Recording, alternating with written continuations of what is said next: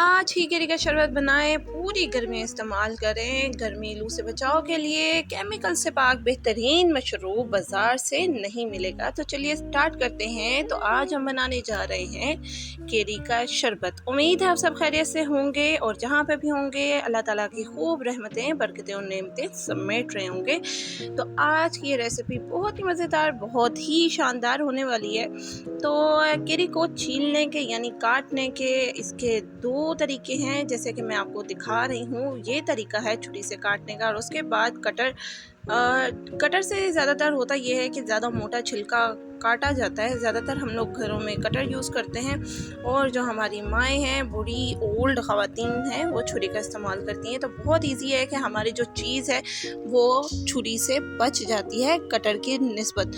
तो यहाँ पे देखें कि मैं कटर से भी छिलके दिखा रही हूँ और यहाँ पे आप चेक करें कि कितना मोटा छिलका उतर रहा है और आधे से ज़्यादा जो हमारी केरी है वो कट के ज़ाया हो जाती है। तो जनाब, जो आज की हमारी रेसिपी है बहुत ही मज़ेदार, खट्टी मीठी सी, और आप गौर कीजिएगा, जब आप ट्राई कीजिएगा तो आप देखिए कि आपको इसके 3 फ्लेवर्स बहुत ही मज़ेदार से मिल रहे होंगे, यानी कि खट्टा, मीठा और एक नमकीन सा, जो कि बहुत ही मज़ेदार सा बनेगा।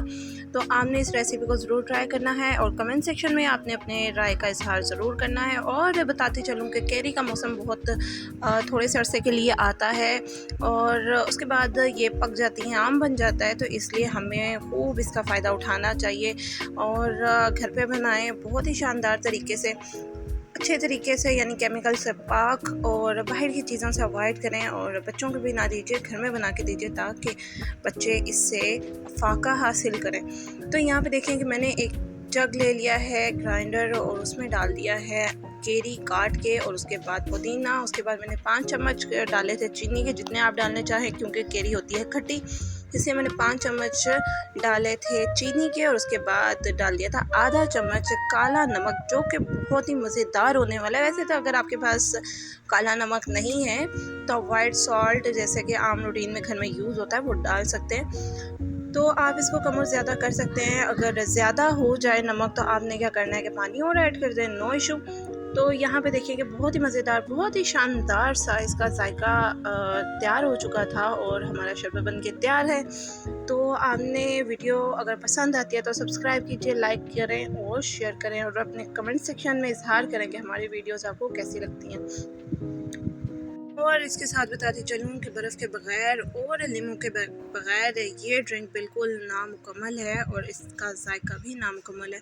तो आपने बर्फ़ और डाल देना है इसमें हाफ़ लीमू, इससे जायका और जो इसका ठंडापन है बहुत ही अच्छा लगेगा। तो आपने जब ये केरी का शरबत बनाना है तो कमेंट सेक्शन में लाजमी बताना है कि आपको ये रेसिपी कैसी लगी है और इसका जायका कैसा लगा है। और आपने बताना है कि आपको नेक्स्ट वीडियो कौन सी चाहिए, कौन सी रेसिपी की चाहिए, और बाकी जो वीडियोस हैं आपको वो कैसी लगी हैं, आपने कमेंट सेक्शन में बताना है और इंशाल्लाह वो रेसिपी हम तैयार करेंगे। और इसके साथ साथ आप दीजिए इजाज़त और कीजिए ड्रिंक को एंजॉय। अल्लाह हाफ़िज़।